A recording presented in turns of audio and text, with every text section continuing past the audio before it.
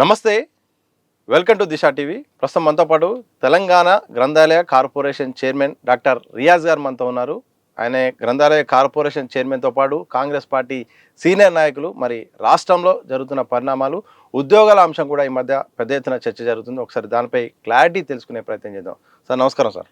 సతీష్ గారు, మీకు దిశ ప్రేక్షకులకు వీక్షకులందరికీ నమస్కారం.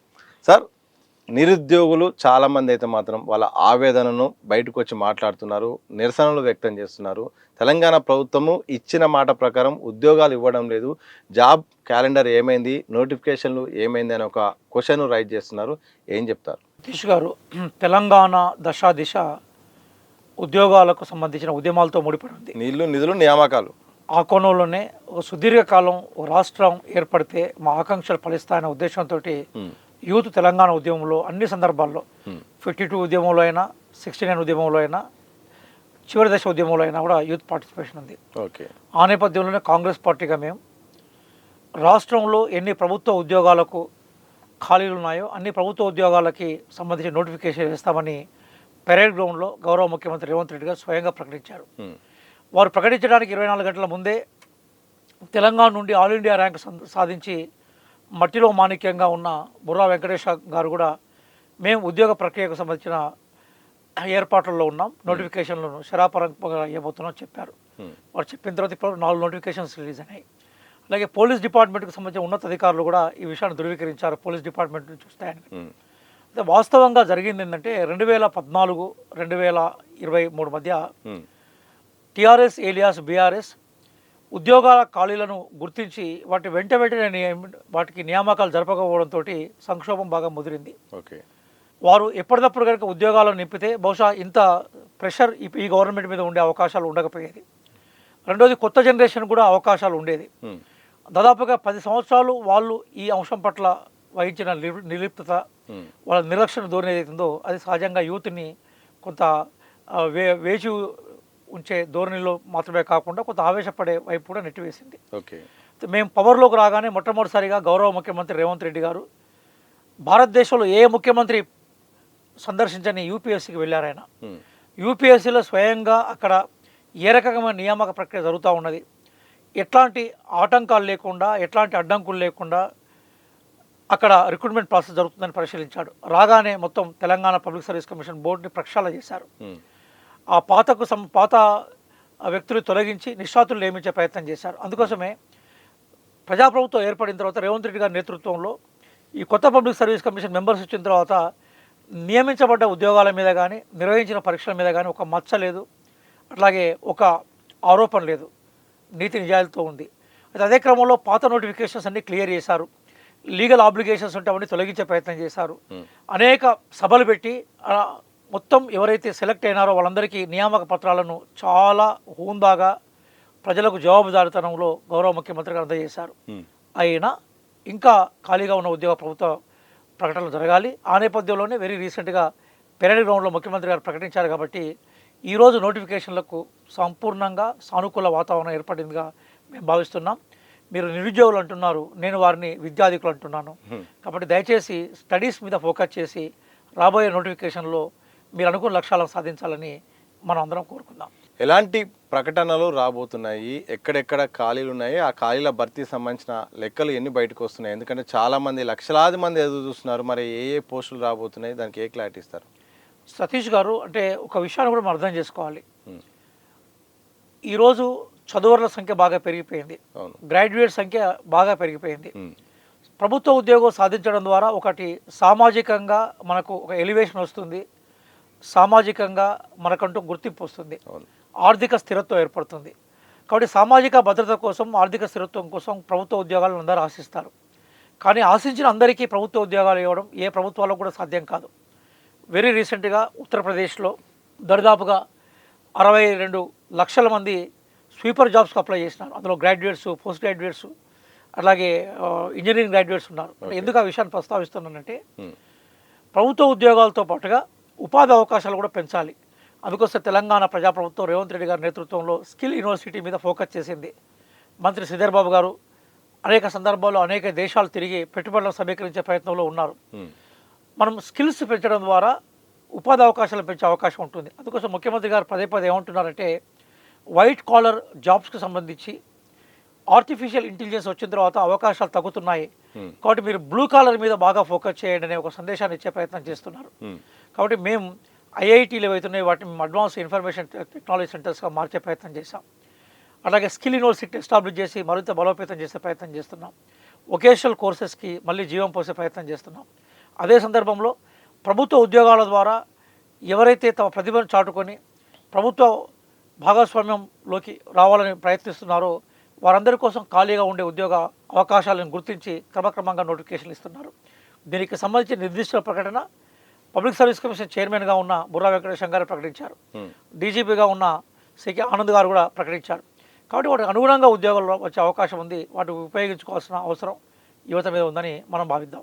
డీజీపీ సివి ఆనంద్ గారు ఈ మధ్య ఒక ప్రకటన చేశారు. 19,000 సంబంధించిన ఖాళీలునే వాటిని భర్తీ చేయడానికి ప్రయత్నాలు చేస్తామని చెప్పారు. కానీ రీసెంట్గా 5,000 సంబంధించిన ఈ యొక్క నోటిఫికేషన్ వచ్చింది. చాలామంది రోడ్డు ఎక్కుతూ కేవలం 5,000 నోటిఫికేషన్ ఎందుకు, ఖాళీ ఉన్న భర్తీలు చేస్తే బాగుంటుంది, మేము ఇంతమంది ఇన్ని సంవత్సరాలు ఎదురు చూస్తున్నాం, మళ్ళీ చిన్న నోటిఫికేషన్తో ఎందుకు, పెంచాల్సిన బాధ్యత ప్రభుత్వంపై ఉందని కూడా డిమాండ్ వస్తుంది. సతీష్ గారు, అంటే పోలీస్ డిపార్ట్మెంట్లో విస్తృతంగా రిక్రూట్మెంట్ జరగాలని నేను కోరుకుంటున్నాను. ఎందుకోసం అంటే ఆ పోలీస్ అంటే కేవలం శాంతి భద్రతతో కాకుండా సమాజాన్ని సవ్య మార్గంలో పంపించే క్రమంలో వారి సేవలు అవసరాలు ఉన్నాయి.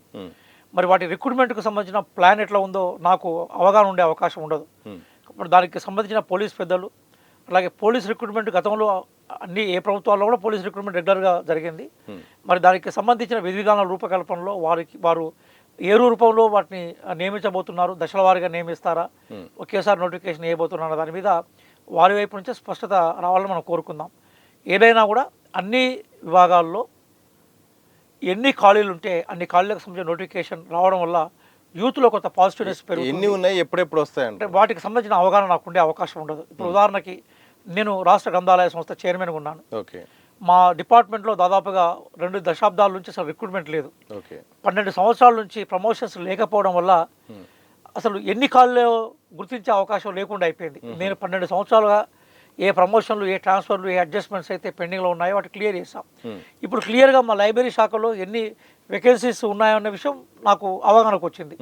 దీనికి అనుగుణంగా ప్రభుత్వం వైపు నుంచి, ఫినాన్స్ శాఖ నుంచి నేను ప్రధానంగా అనుమతులు తీసుకొని నోటిఫికేషన్ కోసం ప్రభుత్వానికి లెటర్ రాస్తాను. అలాగే ఏ డిపార్ట్మెంట్లో ఎన్ని ఖాళీలు ఉన్నాయి, వాటి ఏ రకంగా నియమించబోతున్నారనే విషయం మీద ఆ డిపార్ట్మెంట్ పెద్దలు మాట్లాడితేనే సరైన సందేశము అభ్యర్థులకు పోయే అవకాశం ఉంటుంది. సో పరీక్ష ఫీజు విషయంలో కూడా చాలామంది కొంత అభ్యంతరంగా అనిపిస్తూ ఉంది. సుమారు 800, 1000, 1200 ఇట్లా దాదాపు 3 అంకెల వరకు అయితే ఉన్నది. ఫీజు విషయంలో ఏమన్నా తగ్గించాల్సిన అవసరం ఉంది. ప్రతిపక్షంలో ఉన్నప్పుడు కూడా ఫీజు విషయంలో మాత్రం 0కే ఎగ్జామ్ ఫీజు అంటూ కూడా హామీ ఇచ్చారు. కానీ హామీకి పెంచుతున్న డబ్బులకు సంబంధం లేదు. పేద మద్దతు వారు వరుసగా వస్తున్న ఈ నోటిఫికేషన్లకు ఎట్లా అప్లై చేయాలి, ఆర్థిక భారం అవుతుందని ఒక ఆవేదన. సతీష్ గారు, అంటే మీరు మాట్లాడిన ఏదైతే ఉందో ఆ విషయము అభ్యర్థుల యొక్క ఆవేదన, అట్లాగే వారి ఆర్థిక స్థితిని తెలియజేస్తూ ఉన్నది. తప్పనిసరిగా మీరు చెప్పిన అంశంపై నేను పబ్లిక్ సర్వీస్ కమిషన్ అధికారులతో కానీ మిగతా ప్రభుత్వ పెద్దలతో కానీ వాళ్ళ దృష్టికి తీసుకొచ్చే ప్రయత్నం మాత్రం చేస్తాను. నేను కూడా వెరిఫై చేయాలి గతంలో ఉన్న ఫీజులు ఏంటి, ఇప్పుడున్న ఫీజులు ఏంటి, అసలు ఫీజుకి సంబంధించిన భారాన్ని విద్యార్థులపై మోపకుండా ప్రభుత్వాలు ఏమన్నా నిర్ణయాత్మకమైన నిర్ణయాలు తీసుకునే అవకాశం ఉంటుందన్న దాని మీద కొంత అధ్యయనం నేను కూడా చేయాలి. మీరు చెప్పిన అంశం ఏదైతుందో నాకు పరిచయం ఉన్న ఉన్నత అధికారులు కానీ, ప్రభుత్వ పెద్దలు డిప్యూటీ సీఎం గారి దృష్టికి కానీ, అట్లాగే ప్రభుత్వ సలహాదారులు వేమ నరేందర్ రెడ్డి గారి దృష్టికి కానీ, అలాగే ముఖ్యమంత్రి గారి దృష్టికి కానీ, మా పీసీసీ ప్రెసిడెంట్గా ఉన్న మహేష్ కుమార్ గౌడ్ దృష్టికి కానీ తీసుకెళ్లే ప్రయత్నం చేస్తారు సార్. సో ప్రతిపక్షంలో ఉన్నప్పుడు మీతో పాటు చాలామంది కూడా, బల్మూరి వెంకట అవుతుంది, ఇంకా చాలామంది అవుతుంది, కోదండరామ్ గారు కూడా ఒక నిరుద్యోగుల పట్ల ఉన్నారు. నిరుద్యోగ అంశాన్ని బాగా తీసుకొచ్చారు. మీరైతే ఇంకా నిరుద్యోగుల తరపున బస్సు యాత్ర కూడా చేపట్టారు. ఆ తర్వాత ప్రభుత్వం వచ్చిన తర్వాత పదవులు వచ్చాయి, మమ్మల్ని పట్టించుకోలేదు, మమ్మల్ని మొత్తం కూడా వదిలేశారు, పదవుల కోసమే మాతో ఉద్యమం చేయించారని కూడా రకరకాల విమర్శలు వస్తున్నాయి. దీనికి ఏం సమాధానం చెప్పారు? సతీష్ గారు, మనం పబ్లిక్ లైఫ్లో ఉన్నప్పుడు, రాజకీయాల్లో ఉన్నప్పుడు విమర్శల్ని సహేతుకంగా స్వీకరించి వాటి సరిదిద్దుకునే ప్రయత్నం చేయాలి. 2 అంశాలు ఉంటాయి. ఓకే, ప్రతిరోజు మేము పవర్లోకి వచ్చిన తెల్లారి నుంచి ప్రభుత్వ ఉద్యోగాలకు సంబంధించిన నోటిఫికేషన్స్కి సంబంధించిన క్లియరెన్స్ చేయించడంలో ఇప్పుడు నా పేరు కానీ మిగతా పెద్దల పేరు మీరు చెప్పారు. మేమందరం కూడా ప్రతి క్షణం ముఖ్యమంత్రి గారిని కలిసినప్పుడు, మంత్రులను కలిసినప్పుడు, అధికారులను కలిసినప్పుడు నిత్యం మేము వాళ్ళని వినవించుకున్నాం. కాబట్టి 67,000 ఉద్యోగాలకి ప్రభుత్వం నియామక పత్రాలు ఇచ్చింది. గ్రూప్ 1 క్లియర్ అయిందా? ఏమైనా విమర్శ ఉందా? గ్రూప్ 2 క్లియర్ అయిందా ఏమైనా విమర్శ ఉందా? గ్రూప్ 3 క్లియర్ అయిందా ఏమైనా విమర్శ ఉందా? 10,000 ఉద్యోగాలతో గ్రూప్ 4 క్లియర్ అయిందా ఏమైనా విమర్శ ఉందా? 20,000 ఉద్యోగాలకు సంబంధించి పోలీస్ రిక్రూట్మెంట్కి సంబంధించిన పత్రాలు ఇచ్చాం కదా ఏమైనా విమర్శ ఉందా? 11,500 మళ్ళీ చెప్తున్నాను 11,500కు సంబంధించిన మనకి ప్రధానంగా డిఎస్సి క్లియరెన్స్ ఇచ్చామా? గ్రూప్ 1కి సంబంధించిన ఇష్యూస్ కూడా సుప్రీంకోర్టే క్లియరెన్స్ ఇచ్చిన తర్వాత చిన్న చిన్న కోహన విమర్శలు కేటీఆర్ విమర్శలను పట్టించుకోవాల్సిన అవసరం లేదు కదా. ఎందుకు ఆ విషయాలు చెప్తున్నానంటే దాదాపుగా ప్రభుత్వం, నేను ఇప్పుడు లెక్కలు చెప్పుకుంటూ వచ్చాను ఎక్కడ ఎన్ని ఉద్యోగాలు ఇచ్చుకుంటూ వచ్చాను చెప్పాను నేను. దాదాపుగా 60,000కు పైగా ఉద్యోగాలు ఇచ్చిన క్రమంలో ప్రభుత్వం ఎప్పటికప్పుడు పారదర్శకంగా ఆ నోటిఫికేషన్లను క్లియర్ చేయడం కానీ, ఎంట్రన్స్ ఎగ్జామ్స్కి సంబంధించి లేదా కాంపిటేటివ్ ఎగ్జామ్స్ సంబంధించిన నిర్వహణలో ప్రభుత్వం యొక్క పారదర్శకత కానీ అవన్నీ చేయడంలో మా పాత్ర ఉన్నది. తెర ముందు కొంతమంది కనిపిస్తూ ఉంటారు, తెర వెనుక కొంతమంది కనిపిస్తూ ఉంటారు. తెర ముందు కనిపించే వాళ్ళకన్నా తెర వెనుక కనిపించే వాళ్ళు కృషి కూడా మనం విస్మరించలేం. మేము అధికారంలో లేకముందు ప్రతిపక్షాల్లో ఉన్నప్పుడు సహజంగా విద్యార్థుల యొక్క గొంతు మేము వినిపించే క్రమంలో తెర ముందు కనిపించాం. ప్రభుత్వంలో వచ్చిన తర్వాత ప్రభుత్వమే మన ప్రభుత్వం కాబట్టి ఆ ప్రభుత్వం మా మాటకు విలువనిచ్చే అవకాశం ఉంది కాబట్టి మేము తెర వెనుక సందర్భం వచ్చినప్పుడు మేము చేశాం కాబట్టి 67,000 ఉద్యోగాలకు సంబంధించి క్లియరెన్స్ అయింది. మీరు ఇదే కెమెరా తీసుకెళ్ళి ఇప్పుడు మీరు ఏం చేస్తున్నారంటే ఉద్యోగాలకు సంబంధించిన అవకాశాల కోసం ఎదురు చూస్తున్న మిత్రుల దగ్గరికి వెళ్తున్నారు. వాళ్ళ అభ్యర్థిత్వాన్ని వాళ్ళ ఆవేదనని ప్రజలకు చెప్పాల్సిందే, నేను దాన్ని ఏకీభవిస్తున్నాను. కానీ ఉద్యోగాలు సంపాదించిన 67,000 మంది ఉన్నారు, వాళ్ళ దగ్గర కూడా తీసుకెళ్ళండి. తీసుకెళ్ళినప్పుడు వాళ్ళు కూడా చెప్తారు ఎవరి కృషి వల్ల ఎక్కడ చిన్న అవకతవకలు లేకుండా, చిన్న ఆటంకాలు లేకుండా ఎట్లా లీగల్ బ్యారియర్స్ జయించి ఉద్యోగాలు సాధించారో వాళ్ళు చెప్తారు. వారి వెనుక ఎవరి కృషి ఉందో కూడా చెప్తారు. గత సంవత్సరం కింద అనుకుంటా చాలాసార్లు మీతో మాట్లాడినప్పుడు కానీ, బల్మూరి వెంకట్ గారితో మాట్లాడినప్పుడు అయింది, దాంతోపాటు కోదండరామ్ సార్ మాట్లాడినప్పుడు మీరు ఒక భరోసా ఇచ్చే ప్రయత్నం చేసేది. ఆ భరోసాలో భాగంగా త్వరలో నోటిఫికేషన్ వస్తున్నప్పుడు చాలా విమర్శలు వచ్చేది. ఆ తర్వాత కాస్త ఇప్పుడున్న పరిస్థితిలో ఒక్కొక్క నోటిఫికేషన్ వస్తుంటే ఏమనిపిస్తుంది? సంతోషం అనిపిస్తుంది కదా. ఇప్పుడు ఒక విషయం చెప్తాను సతీష్ గారు, పార్టీలకు అతీతంగా, రాజకీయాలకు అతీతంగా, పదవులకు అతీతంగా నేను కాంపిటేటివ్ ఎగ్జామ్కి సంబంధించిన ఒక టీచర్. నేను ఆ ఎగ్జామ్కి సంబంధించిన టీచింగ్లో నేను రాష్ట్రానికి పరిచయం అయినాను, విద్యార్థులకు పరిచయం అయినాను. కాకతీయ యూనివర్సిటీ నాకు గోల్డ్ మెడల్ ఇచ్చింది, పిహెచ్డి ఇచ్చింది. అట్లాగే నాకు సెంట్రల్ ఏజెన్సీ నాకు నెట్ సర్టిఫికేట్ ఇచ్చింది, ఎలిజిబిలిటీ టెస్ట్ యూనివర్సిటీ ప్రొఫెసర్ కోసం ఎలిజిబిలిటీ నాకు దక్కింది.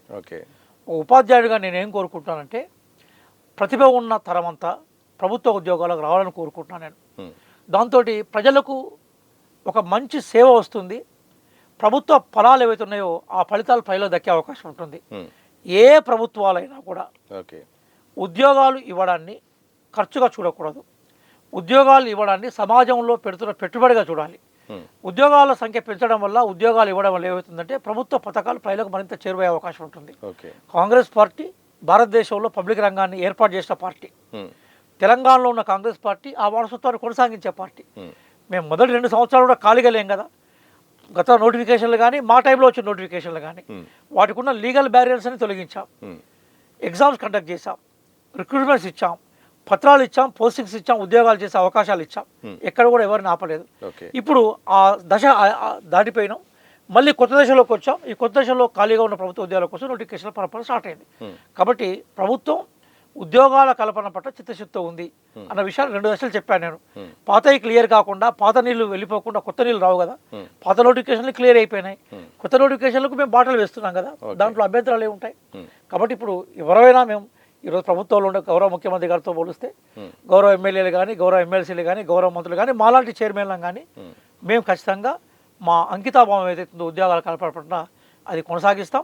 భవిష్యత్తులో కూడా అది కొనసాగుతుంది. ఈ మధ్యకాలంలో వరుసగా నిరుద్యోగుల అంశం పట్ల చాలా ప్రెస్ మీట్లు పెడుతున్నారు, సభలు, సమావేశాలు, ప్రొటెస్టులు నిర్వహిస్తున్నారు. ఒకవైపు నిరుద్యోగ సంఘ నాయకులు, మరోవైపు ఎవరైతే టీచర్ సంబంధించిన, ఫ్యాకల్టీకి సంబంధించిన వాళ్ళు కూడా ముందుకు వచ్చి కూడా నోటిఫికేషన్ వేయాలంటూ కూడా వాళ్ళ తరఫున భరోసా ఇస్తారు. వాళ్ళకి ఏం చెప్తారు? 2 విషయాలు ఉంటాయి సార్. నేను గతంలో ఉద్యమానికి నాయకత్వం వహించాను, ఉద్యమంలో కార్యకర్తగా పనిచేశాను. కానీ ఎప్పుడు కూడా మేము రాజకీయ పార్టీల ముందుండి మేము వెనుకుండి పనిచేయలేదు. నిరుద్యోగుల ముందుండి రాజకీయ పార్టీలు, మేధావులు, సివిల్ సొసైటీకి సహకారం తీసుకున్నాం. కానీ ఇప్పుడు ఏమైపోయిందంటే రాజకీయ పార్టీలు ముందుండి నిరుద్యోగులు వెనుకబెట్టుకొని మేము నిరుద్యోగులు మా వెనుకున్నారనే విషయాన్ని చెప్పే ప్రయత్నం చేస్తున్నాం. అది సరైనది కాదు. మనం నిరుద్యోగ సమస్యలను పరిష్కరించే క్రమంలో వారిని ముందరబెట్టి వాళ్ళ డిమాండ్లను వెనుకని సపోర్ట్ చేసే ప్రయత్నం చేయాలి. కానీ ఈరోజు మనం చూస్తున్నాం కదా, బీఆర్ఎస్ నాయకులే సభలో కుర్చీలన్నీ వాళ్ళకే ఉంటున్నాయి, నిరుద్యోగులు వెనక నిలబడతా ఉన్నారు. అట్లాగే భారతీయ జనతా పార్టీ కూడా, భారతీయ జనతా పార్టీ అధికారంలోకి వచ్చినాక ఒక ఆర్ఆర్బీ నోటిఫికేషన్ నాకు చూపెట్టండి, ఒక బ్యాంకింగ్ నోటిఫికేషన్ చూపెట్టండి. ఈవెన్ ఆర్మీనే వాళ్ళు ప్రైవేటీకరణ చేసేసి ఆర్మీనే వాళ్ళు మొత్తం దాన్ని తీసుకొచ్చి అగ్నిపథ రూపంలో తాత్కాలిక ఉద్యోగులను పట్టుకొచ్చారు. ఆర్మీలో ఎక్కడైనా తాత్కాలిక ఉద్యోగులకు అవకాశం ఉంటుందా ప్రపంచంలో ఎక్కడైనా కూడా? ఉండదు కూడా. అంటే రైల్వే లాంటి గొప్ప సంస్థల్ని, బ్యాంకింగ్ వ్యవస్థ లాంటి గొప్ప సంస్థల్ని, ఎస్ఎస్సి అంటే స్టాఫ్ సెలక్షన్ లాంటి బోర్డులకు సంబంధించిన నోటిఫికేషన్ లేవు. ఆర్మీని మొత్తం టోటల్గా మనకి అగ్నిపథ లాంటి తాత్కాలిక స్కీమ్లో చేర్చారు. ఈరోజు బీజేపీ నాయకుడు ఇక్కడికి వచ్చి ఏదో తెలంగాణ ప్రభుత్వం ఉద్యోగాలకు సంబంధించిన నోటిఫికేషన్స్ మీద కాలయాపన చేస్తుందని మాట్లాడడం అనేది హాస్యాస్పదం.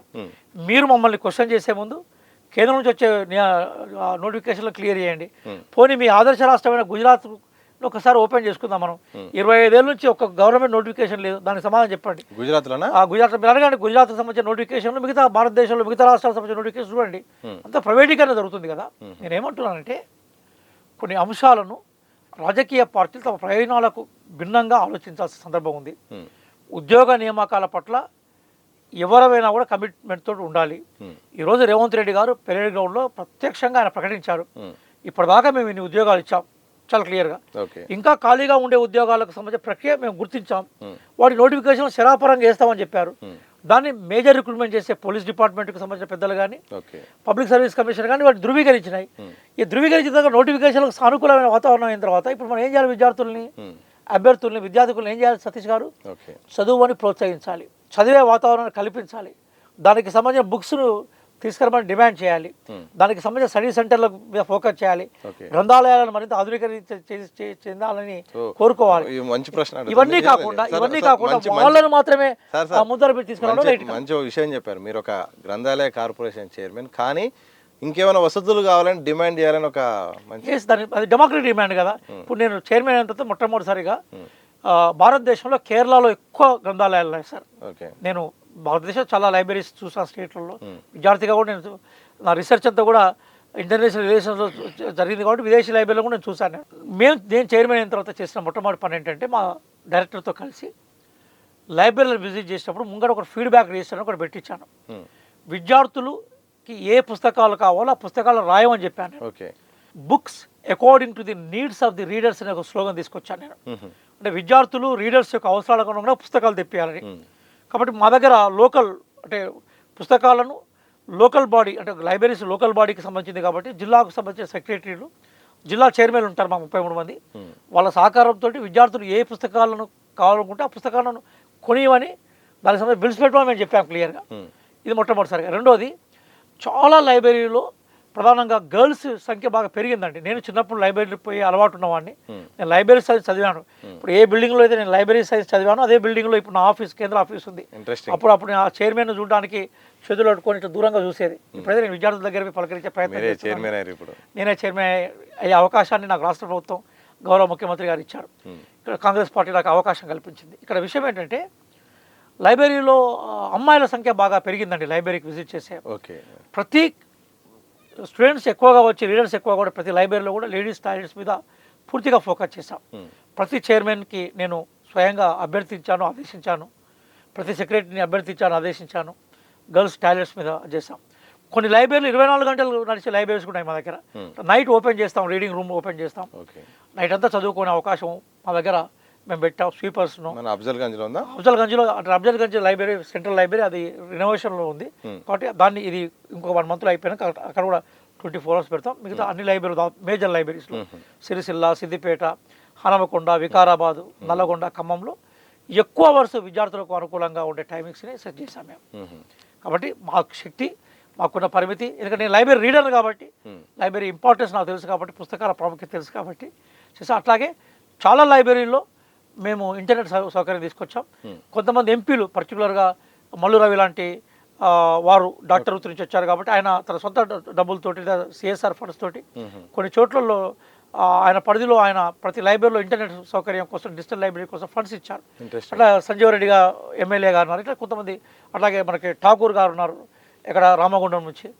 వీళ్ళందరూ కూడా సొంత డబ్బులతోటి కొంత లైబ్రరీని డెవలప్ చేసే ప్రయత్నం చేశారు. పున్నం ప్రభాకర్ గారు అలాగే వివేక్ గారు, మీకున్న పరిచయాలతో వాళ్ళతో పరిచయాలతో చేయించారు. అట్లాగే శ్రీధర్ బాబు గారు, వీరందరినీ నేను కన్విన్స్ చేసుకోవాలి. సురేఖ గారు, వీరందరినీ కన్విన్స్ చేసి సీత గారు అయితే ములుగులో అద్భుతమైన లైబ్రరీ పెట్టారు. ఓకే, కోసం ఇవన్నీ మా ప్రయత్నాలు మేము చేస్తున్నాం లైబ్రరీల ఆధునీకరణ కోసం. మీరు ఒక గ్రంథాలయ కార్పొరేషన్ చైర్మన్ పక్క పెట్టండి, కాంగ్రెస్ లీడర్ అని పక్క పెట్టండి. మీరు ఒక ఫ్యాకల్టీగా నోటిఫికేషన్లకు ప్రిపేర్ కావాల్సిన అభ్యర్థులు ఎట్లా ఉండాలి, మానసిక స్థితి వాళ్ళు ఇప్పుడు చాలా తక్కువ టైం ఉంది, నోటిఫికేషన్లు వస్తుంటే ఎట్లా వాళ్ళు జాబ్ కొట్టాలంటే ఏమేం జాగ్రత్తలు తీసుకోవాలి? సతీష్ గారు, చదవడం అనేది ఒక నిరంతర ప్రక్రియ సార్. చదవాలిరా, ఎన్ని కష్టాలే వచ్చినా చదువు లేని భవిత పెద్ద సున్నా. అంటే చదివే ప్రయత్నం చేయాలి. మొట్టమొదటిసారిగా కాంపిటేటివ్ ఎగ్జామ్స్కి ప్రిపేర్ అయ్యే వాళ్ళకు 4 సలహాలు ఇచ్చే ప్రయత్నం చేస్తాను sir. Only advisers as a senior faculty. ఒకటి, సిలబస్ని బాగా అర్థం చేసుకోవాలి. సిలబస్ని కనీసం ఒక 20 నుంచి 25 సార్లు జాగ్రత్తగా చదవాలి. సిలబస్ మొత్తం అందులో తెలిసిన అంశాలు ఏమున్నాయో అర్థం చేసుకొని తెలియని అంశాల కింద టిక్ చేసుకుంటూ వెళ్ళిపోవాలి, వాటి మీద ఫోకస్ చేయడం కోసం. సిలబస్ అర్థం చేసుకోవడంలోనే 50% సక్సెస్ ఉంటుంది. ఇది first principle sir. Okay, principle number 2 ఏంటంటే ఆ సిలబస్కి అనుకూలమైన పుస్తకాలను సేకరించుకోవాలి. తెలుగు అకాడమీ పుస్తకాలు ఉన్నాయి, దాంతోపాటుగా ప్రైవేట్ పబ్లికేషన్స్ పుస్తకాలు ఉన్నాయి. పుస్తకాలను కొంటున్నప్పుడు రైటర్ యొక్క అర్హతలను, క్వాలిఫికేషన్లను, అతని ఎక్స్పీరియన్స్ని చూసుకొని పుస్తకాలు తీసుకునే ప్రయత్నం చేయాలి. అంటే అవసరమైన పుస్తకాలు సేకరించాలి. 2, మూడో అంశం ఏదైతే ఉందో నిష్ణాతుల క్లాసెస్ వినాలి. ఈరోజు యూట్యూబ్లో విపరీతమైన క్లాసెస్ చెప్పేవాళ్ళు బయటకు వచ్చారు. చాలా ఇన్స్టిట్యూషన్స్ కూడా ఆన్లైన్ వచ్చిన తర్వాత చాలా తక్కువ రేట్కి కోర్సెస్ కూడా ఇస్తున్నాయి. కోవిడ్ తర్వాత సిచ్యువేషన్లో చాలా మార్పులు వచ్చాయి.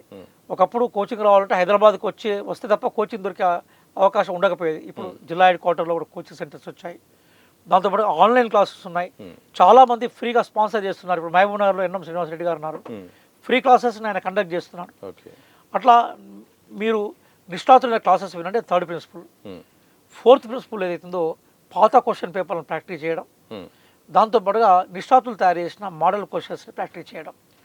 1, సిలబస్ అర్థం చేసుకోవడం. 2, పుస్తకాలను, నోట్స్ను సేకరించుకోవడం. 3, అరులైన లెక్చరర్స్ యొక్క క్లాసులు ఇవ్వడం. 4, ఎగ్జామ్స్ పేపర్లని ప్రీవియస్ కానీ మోడల్ పేపర్ ప్రాక్టీస్ చేయడం. వీటన్నిటితో పాటుగా అన్నిటికన్నా ముఖ్యమైనది మీరు సొంతంగా నోట్స్ ప్రిపేర్ చేసుకోవడం.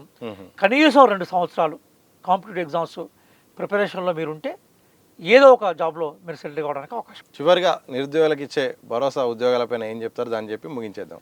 మీరందరూ కూడా విద్యాధికులు. అవకాశాలు వచ్చినప్పుడు అవకాశాన్ని మనం వినియోగించుకోవాలి. ఇప్పుడు స్వయంగా గౌరవ ముఖ్యమంత్రి గారే ఉద్యోగ ప్రకటనలో కట్టుబడి ఉన్నామని జూన్ 2 పెరేడ్ గ్రౌండ్లో వారు ప్రకటించారు. కాబట్టి పాజిటివ్గా కొంచెం రెస్పాండ్ కండి.